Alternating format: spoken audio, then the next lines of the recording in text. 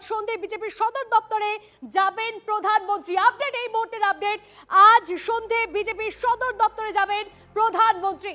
জ্যোতির্ময় আমাদের প্রতিনিধি আমাদের সঙ্গে রয়েছে, জ্যোতির্ময়ের সঙ্গে সরাসরি কথা বলবো। জ্যোতির্ময়, তোমার থেকে জানতে চাইবো, আজ বিজেপির সদর দপ্তরে যাবেন প্রধানমন্ত্রী নরেন্দ্র মোদী, কতটা তাৎপর্যপূর্ণ এই মুহূর্তে দাঁড়িয়ে?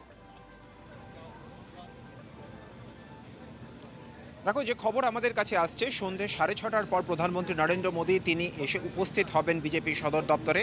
যে কোনো নির্বাচন, তা কোনো রাজ্যের নির্বাচন হতে পারে বা লোকসভা নির্বাচনের পর আমরা দেখেছি যে প্রধানমন্ত্রী নরেন্দ্র মোদী তিনি সদর দপ্তরে এসে পৌঁছন এবং তিনি যারা এখানে বিজেপির কর্মী রয়েছেন, যারা নেতা রয়েছেন, তাদের উদ্দেশ্যে তিনি বক্তৃতা করেন।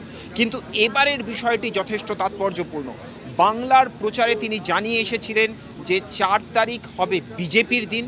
তার পাশাপাশি গত কয়েকদিন আগেই সংসদে স্পেশাল অধিবেশনে প্রধানমন্ত্রী নরেন্দ্র মোদী বলেছিলেন যে 4 তারিখ স্পষ্ট হয়ে যাবে যে যে দলগুলি তারা এই মহিলা রিজার্ভেশন বিলের পক্ষে ভোট দিল না, তাদের প্রত্যেকটা রাজনৈতিক দলকে সাধারণ মানুষ, বিশেষত মহিলারা, তারা শাস্তি দেবেন।